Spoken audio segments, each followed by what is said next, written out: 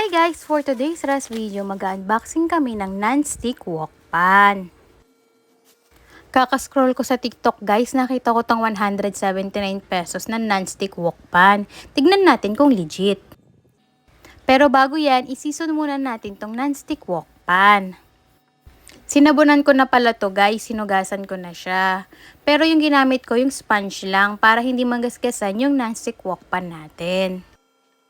Una, nilagyan ko muna siya ng mantika guys, tapos kinalat ko siya ng ganyan. Sobrang bilis lang din pala to na deliver guys, 2 days lang dumating na siya agad. Sobrang excited na akong gamitin guys kasi ang ganda talaga ng itsura niya. Mabigat din siya guys at hindi siya manipis. Maganda yung itsura niya, mukhang mamahalin siya. Pag sa mall mo to binili, mahal to for sure. Pag nakalat na natin guys, gamitan naman natin ng tissue para mawala yung mga excess oil.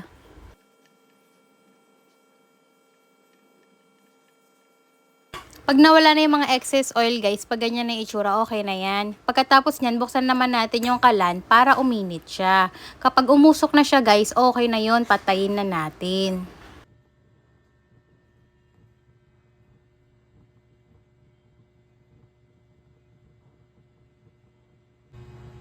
Ayan guys, sumuusok na siya, mainit na siya. Pwede na natin siyang gamitin. After ng ilang oras guys, pwede na natin siyang gamitin. Una, naglagay muna ako ng mantika at saka nagisan ng bawang at sibuyas. Itatry ko muna siya guys sa corned beef. Titingnan natin kung madikit ba siya. Nung pagka-deliver pa lang sa akin itong non-stick pan guys, nagandahan na talaga ako kasi ang ganda ng itsura niya, malaki siya. 30 cm pala yung size nito guys. Kaya sulit na sulit talaga yung 179 pesos mo.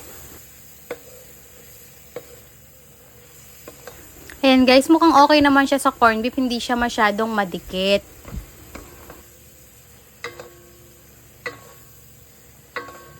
Comment naman kayo guys kung taga saan kayo para alam ko kung saan nakarating tong video ko.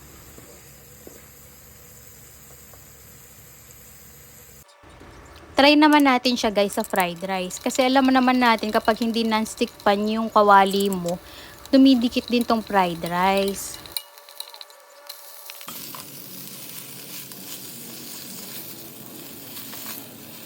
Okay naman siya sa fried rice guys, hindi siya dumidikit.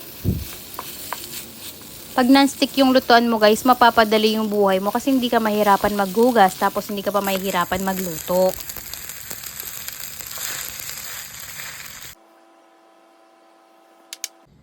Try naman natin siya guys sa itlog kung non-stick ba talaga siya.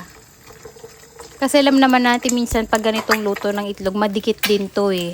Pero ayan no, okay naman siya. Ibig sabihin non-stick talaga tong lutuan na to.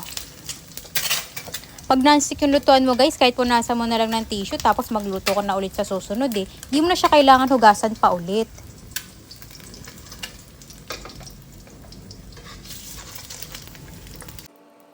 Siyempre, itatry din natin siya sa scrambled egg. Ayan guys, mukhang okay naman siya sa scrambled egg, hindi siya dumidikit.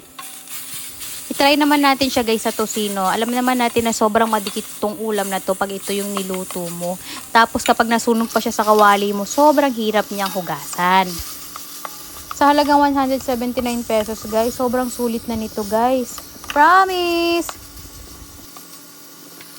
Ayan guys, hindi siya madikit. Sobrang amazing talaga tong lutuan na to kasi 179 pesos lang. Non-stick na siya.